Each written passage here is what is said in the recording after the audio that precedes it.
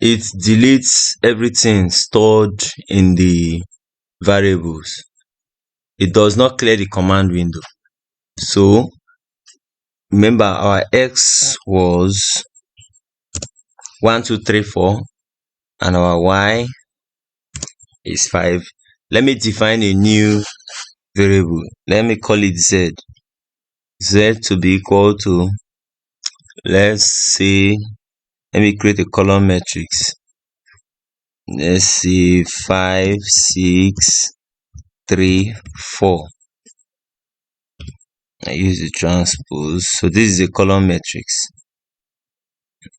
Enter. So I create Z is a column matrix. So I have several elements in the command window. If I type clear and press enter, you see the command window is not wiped out. But what happened here is the variables have been deleted. So if I type Z and press enter, you see the matlab does not the matlab code does not understand what Z means. Z is not defined. That means there is no variable like Z defined. But actually we have written Z to be 4 6 3 4. But because of the use of this clear here, Z have been deleted. Similarly, if I type X, there is no X. If I type Y, there is no Y. So this is the function of clear. It does not clear the command window, but it deletes the variables. Whatever is stored in those variables is deleted. So we now understand how to use CLC and clear. Now I'm going to type CLC to clear the command window. Command window is clear. Now the next thing is we learn how to use the format command. Now the format command tells us about the way our output, our numbers, our variables, how the output is displayed. That's the meaning of that format. We have different format commands. We have the short and long format. Now in the short and long format, we still have different ways of expressing short and long formats. I'm going to use the number pi to illustrate what it means. So whenever you want to get an output, let me type pi. We know pi is a number. It's an irrational number that is approximated. It's going to be approximated here.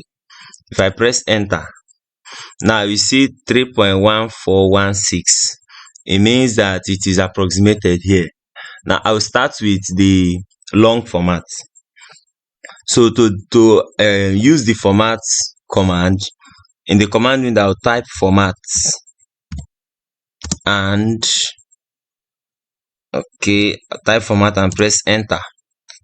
So I'm using the format command, default command.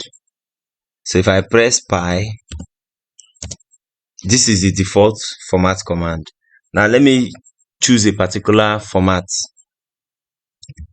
Format long. I press enter. I have used the long format. Now let me still press pi so you observe the difference. Now can you see this? As I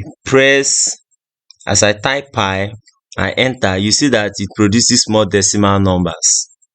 This is a long format. It produces 15 significant digits. That is a long command. The long command produces your answer in 15 significant digits. Now let's talk about the short format. Short format.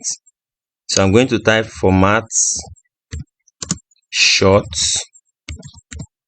and then I press enter. I have activated short format. Let me type pi, press enter. Now if you look at it very well, how many digits are you seeing there?